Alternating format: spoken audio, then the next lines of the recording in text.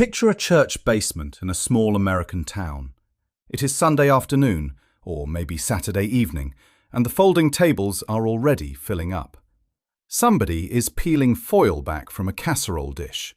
Somebody has brought deviled eggs in a special tray with little grooves for each egg.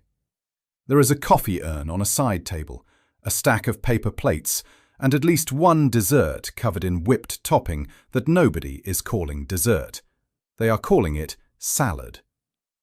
This was not restaurant food. It was not trying to be. It was food built for carrying, sharing, stretching, and remembering. One dish on this list came from a soup company test kitchen and somehow ended up on church tables for generations. One potato casserole became so tied to funeral meals that the name still makes people smile and tear up at the same time. And one wobbly, jewel-coloured salad once told everyone that the family who brought it had a refrigerator and knew how to use it.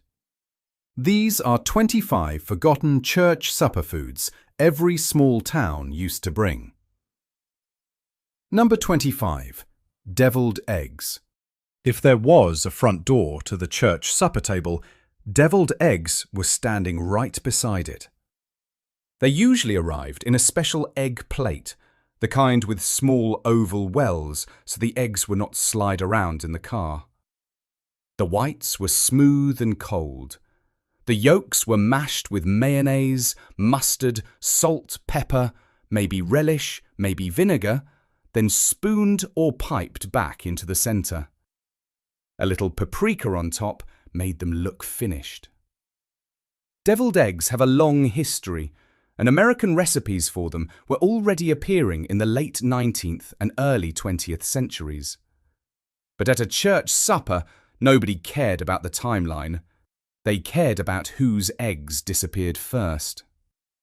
Every community had an egg person. Too much mustard, and people noticed.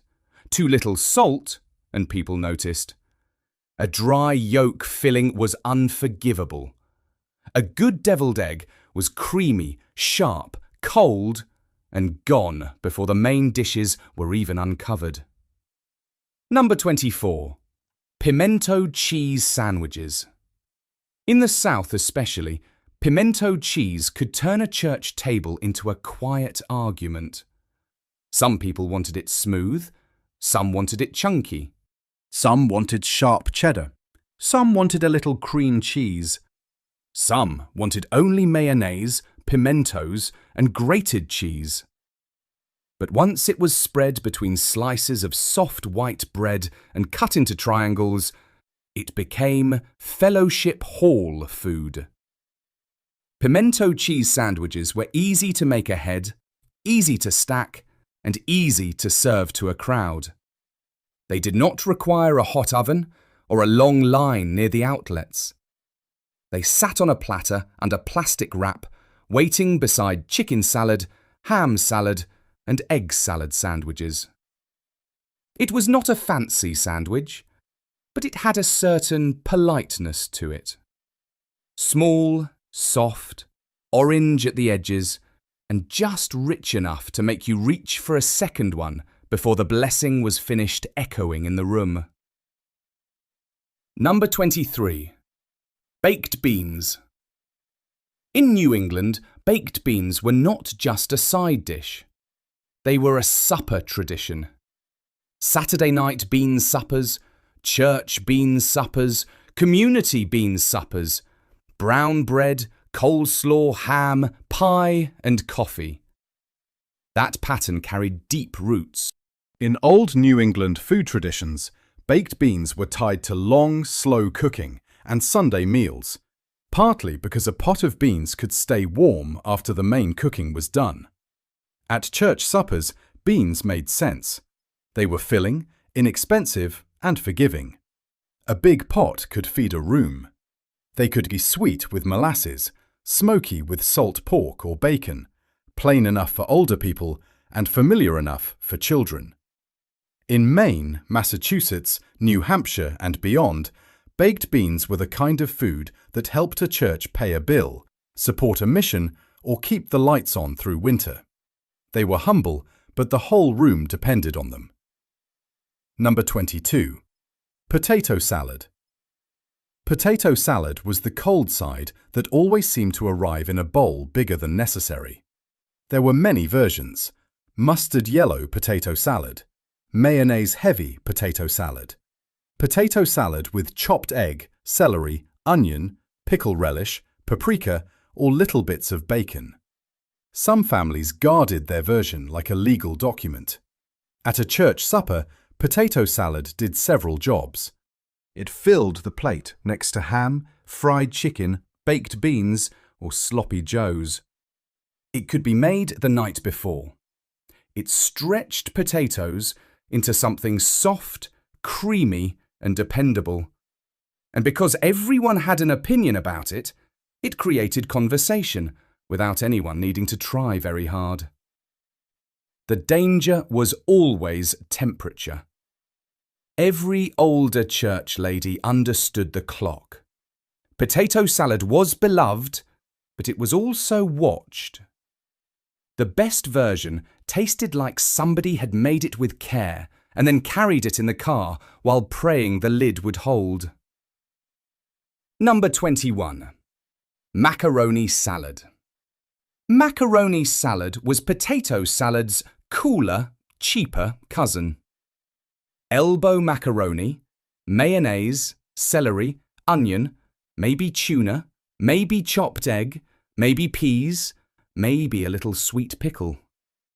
It could lean plain, sweet, sharp, or creamy, depending on the town. It did not ask for much. That was part of its power. For church suppers, macaroni salad was useful because it could be made in quantity and served cold. A big bowl of it could sit between baked beans and sliced ham, filling the empty spaces on a paper plate. It was soft food, easy food, food that did not demand attention but made the meal feel complete. Today, macaroni salad still shows up at cookouts and delis, but the old church supper version had a different feeling. It tasted like a room full of casseroles, old hymnals stacked in a corner, and someone asking if you had gotten enough to eat. Before we go further, notice what these first dishes have in common. They were not designed for a chef's table. They were designed for a long table. They had to travel in a car, survive under foil, wait through a prayer, and feed people who had not all arrived at the same time. Church supper food was practical food, and practical food remembers more than fancy food does. Number 20. 7-layer salad. 7-layer salad looked like someone had built a vegetable display in a glass bowl. Lettuce on the bottom, then peas, onions, celery, hard-boiled eggs, bacon, cheese, maybe tomatoes, maybe a thick layer of mayonnaise or dressing sealed across the top. The exact layers changed from family to family, but the point was visual. You were supposed to see the stripes. This was potluck salad in its show-off form. It could be made ahead. It looked impressive on the table. And when someone finally dug into it, the neat layers collapsed into a creamy, crunchy mixture that tasted better than the name suggested. 7-layer salad belonged to the same world as gelatin molds and dessert salads. It was food as display, but still practical enough for a fellowship hall. If the bowl was clear and heavy, you knew somebody had brought the good one from home. Number 19. Jell-O mold salad.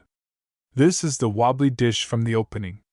Jell-O salad is one of those foods that younger people often laugh at until they understand what it once meant. In the mid-20th century, a molded gelatin salad could show color, care, refrigeration, and a little domestic confidence. Nebraska historians have written about how Jell-O salads became staples at family, church, and community gatherings, especially once electric refrigeration made them easier to prepare.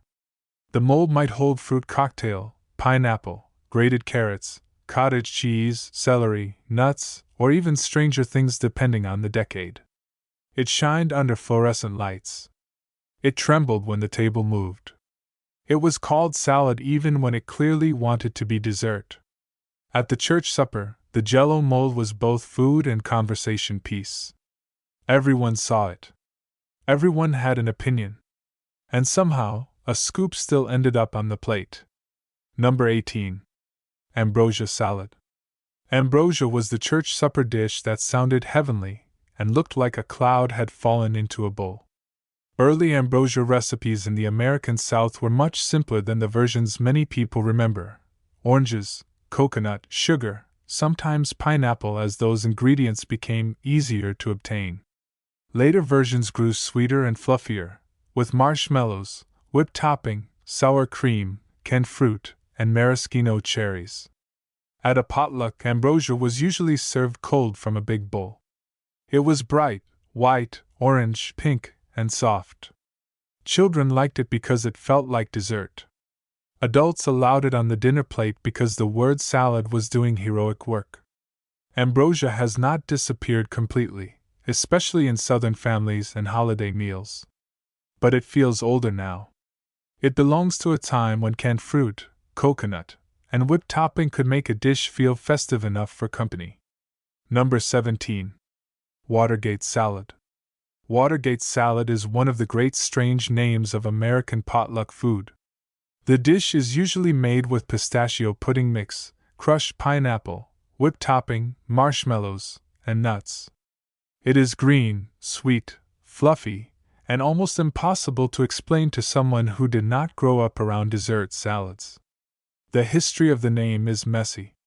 Sources connect the dish to mid-1970s pistachio pudding culture, and Kraft's original name was more like a pineapple pistachio delight.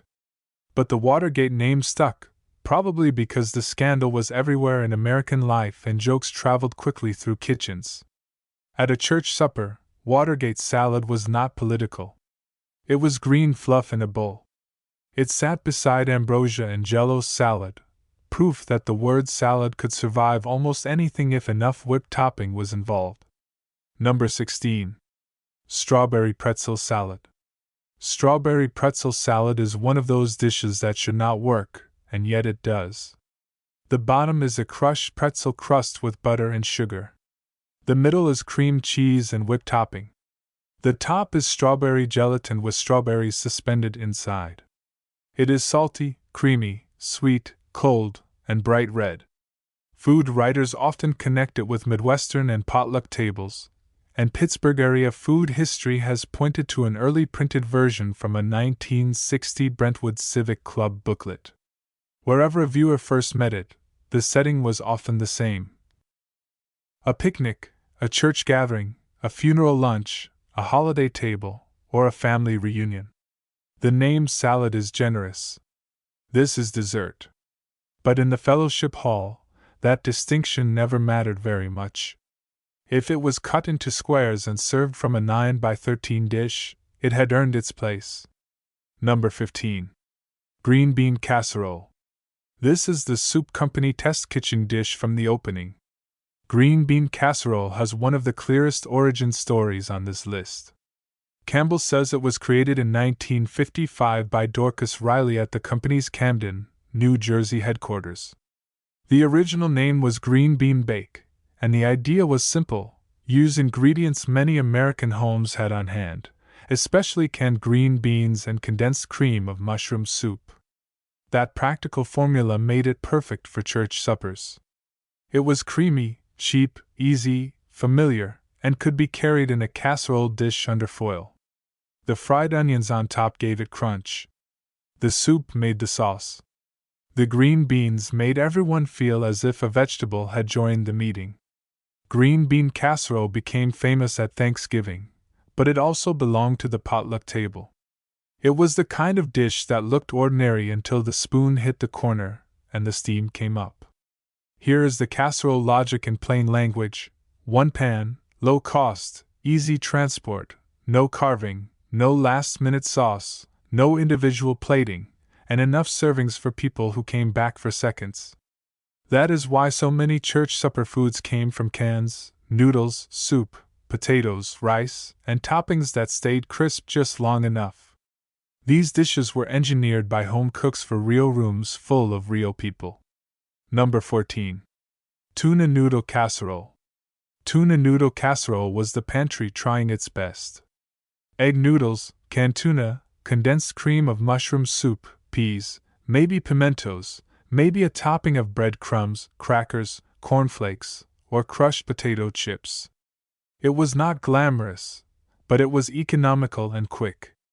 Modern American casseroles became especially important during hard economic times and later convenience eras, and Campbell's soup promotions helped make tuna noodle casserole famous.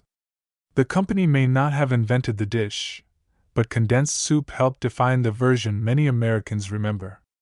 At a church supper, tuna noodle casserole was useful because it could feed people without expensive meat. It was creamy, soft, and pale, with just enough crunch on top to make it feel finished. Some people loved it. Some people endured it. But almost everyone of a certain age knows exactly what it smelled like when the foil came off. Number 13. Chicken and rice casserole. Chicken and rice casserole was one of the safest covered dishes in the room. It was hard to dislike.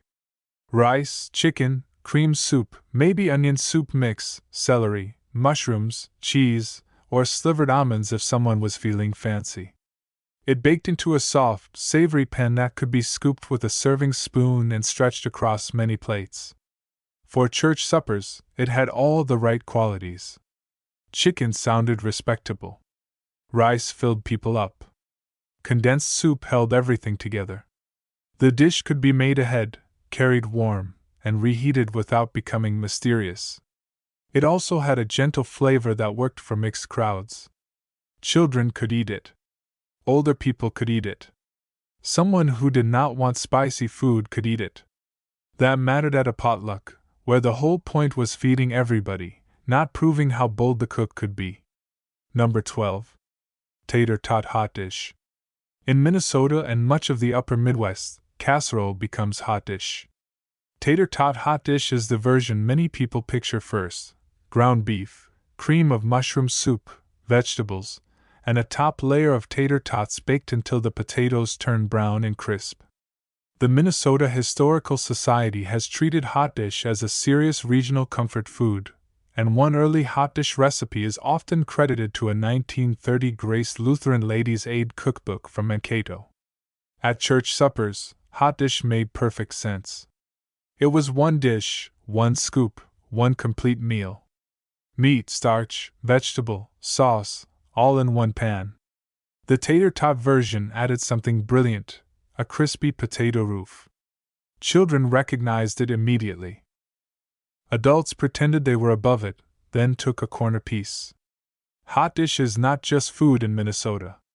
It is a dialect. It tells you where you are. Number 11. Funeral potatoes. This is the potato dish with the sad name. Funeral potatoes are usually a cheesy potato casserole made with shredded or cubed potatoes, cream soup or sauce, sour cream, cheese, butter, and a topping of cornflakes or breadcrumbs. They are strongly associated with Utah and Latter-day Saint food culture, especially meals served after funerals by Relief Society women and other church volunteers. The exact origin is hazy, and nobody really knows one single inventor. The name sounds heavy, but the meaning is tender. Funeral potatoes were food for a family that did not have the strength to cook. They were warm, filling, easy to make in quantity, and comforting in a way that did not require words. They also escaped the funeral table. People served them at holidays, potlucks, Sunday dinners, and family gatherings. The name stayed because the memory stayed. Number 10. Scalloped potatoes and ham. Scalloped potatoes and ham was the casserole dish that could make leftovers look generous. Thin sliced potatoes, bits of ham, milk or cream sauce, maybe cheese, onion, pepper, and a brown top. It was simple, but it carried that deep American skill of stretching meat with starch. A little ham could season the whole pan. At a church supper, this dish worked because it felt like a main and a side at once. It could sit beside baked beans or fried chicken, but it could also hold its own on a plate with a roll and green beans. There was nothing flashy about scalloped potatoes and ham. No bright colors. No dramatic origin story. Just cream, potatoes, salt, and the smell of a pan that had been baking long enough for the edges to brown. Sometimes that was enough to make a room go quiet. Number 9. Ham loaf. Ham loaf is one of those old supper foods that sounds unfamiliar until someone from the Midwest or Pennsylvania says, "Oh, we had that." It was usually ground ham mixed with pork or other meat, crumbs, eggs, milk, seasonings, and often a sweet glaze. It sliced like meatloaf but tasted more like a holiday ham had been turned into a weekday supper. Church dining halls had room for this kind of food. One Minnesota church dining hall history notes ham loaf or meatloaf with boiled potatoes, coleslaw, pie, ice cream, and beet pickles on the menu in the 1930s. That is exactly the world ham loaf belongs to: organized, homemade, sturdy, and meant for tables of people. Ham loaf has faded because ground ham is less common and modern menus rarely need a meatloaf's cousin. But in the right community, the name still opens a door. Now notice how regional this table really was. New England had bean suppers. Minnesota had hot dish. Utah had funeral potatoes. The South had banana pudding and ambrosia. Lutheran and Scandinavian communities had meatballs. Pennsylvania and Midwestern tables had ham loaf. A church supper looked universal from a distance, but up close, every table was a map. Number 8. Chicken and dumplings. Chicken and dumplings brought the Sunday kitchen into the fellowship hall. There are different versions. Some dumplings are fluffy and biscuit-like. Some are flat, rolled, and almost noodle-like. The broth can be thick or thin, pale or golden, rich with chicken fat or stretched with whatever the cook had. In southern, Appalachian, and rural communities, chicken and dumplings could be the dish everyone hoped someone had brought. It was not easy to serve neatly, but church suppers were not built around neatness. They were built around comfort. The appeal was warmth. Tender chicken, soft dumplings, thick broth, black pepper, maybe a spoon that stood up longer than it should. It tasted like somebody had taken time. You do not see chicken and dumplings at as many public suppers now because it takes work. But that is why people remember it. Some foods tell you the cook cared before you even take a bite. Number 7. Sloppy Joes. Sloppy Joes were fundraiser food, youth night food, and basement supper food. Ground beef cooked with tomato sauce or ketchup, onion, seasoning. Maybe brown sugar, maybe mustard, spooned onto a soft bun. It was not elegant. The name warned you. But for feeding a crowd, few dishes were more useful. A church could make sloppy joes in a big pot, keep them warm, and serve them fast. Kids liked them. Adults liked the price. Volunteers liked that they did not require carving, slicing, or plating. Add chips, pickles, coleslaw, and a brownie, and the meal was complete. Sloppy joes were especially good at turning an ordinary evening into an event. A school basement, a church hall, a VFW room, a fundraiser sign out front, and suddenly a scoop of saucy beef on a bun was community infrastructure. It fed people and paid for things. That matters. Number 6. Swedish meatballs. In many Midwestern and Northern church communities, especially where Scandinavian roots ran deep, Swedish meatballs had a special glow. Small meatballs, often made with beef and pork, served in a creamy brown gravy. Sometimes there were mashed potatoes. Sometimes noodles. Sometimes lingonberry if the gathering leaned traditional. At a church supper, they felt both homemade and formal, the kind of dish that said someone had rolled meatballs one by one because the occasion deserved it. They were not universal American church food, and that is the point. Church suppers were local. A Lutheran basement in Minnesota or the Dakotas could have a different food memory than a Baptist dinner in Georgia or a Methodist beans supper in Maine. Swedish meatballs belonged to the communities that brought them. They tasted like heritage, but also like a practical meat dish that could be made in a roaster and served by the scoop. Number 5. Corn pudding. Corn pudding sat somewhere between side dish, casserole, and comfort. It could be made with fresh corn, canned corn, creamed corn, eggs, milk, butter, and sometimes a boxed corn muffin mix in later versions. The texture was soft, sweet, and spoonable. It did not need to be cut cleanly. It just needed to be warm. In Southern and Midwestern church suppers, corn pudding made sense because corn itself was already part of the region's food language.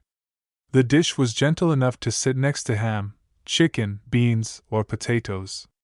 It added sweetness without becoming dessert. Corn pudding has not vanished, but it has become more seasonal and regional. At an old church supper, it was the kind of pan that looked plain until people began asking who brought it. That was usually the sign of a winner. These last dishes tell another part of the story. A lot of church supper food faded because the old rhythm faded. Fewer people had time to cook from scratch for a crowd. Fewer churches held regular public suppers. Store-bought trays replaced handwritten recipes. Diets changed. Families scattered. The folding tables still exist, but in many towns, they are not filled the way they used to be. Number 4. Banana pudding.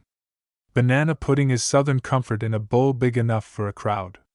Vanilla pudding or custard, sliced bananas, vanilla wafers, whipped topping or meringue, layered until the cookies soften and the whole dish becomes creamy, sweet, and unmistakable. At church suppers, banana pudding often arrived in a deep glass bowl or a big pan, with wafers arranged on top like someone had taken the time to make it pretty. It was not rare. That was part of the charm. People recognized it from family dinners, barbecue restaurants, Sunday tables, and funeral meals. It tasted soft and familiar, which made it perfect for a gathering where several generations were eating at once. A good banana pudding could create loyalty. People remembered whose pudding had real custard, whose had meringue, whose wafers stayed crisp, and whose bowl came home empty. Number 3. Texas sheet cake. Texas sheet cake was built for a crowd. A thin chocolate cake baked in a large pan, covered while warm with a fudgy icing, often with pecans. It could be cut into neat squares and served straight from the pan. That alone made it perfect for church suppers, bake sales, reunions, and potlucks. The exact origin is debated, and not everyone in Texas even uses the same name. Some older recipes call it chocolate sheet cake. Printed examples show up by the early 1970s, and many people remember seeing it in church recipe books or on potluck tables. What mattered was the size. This was not a delicate layer cake.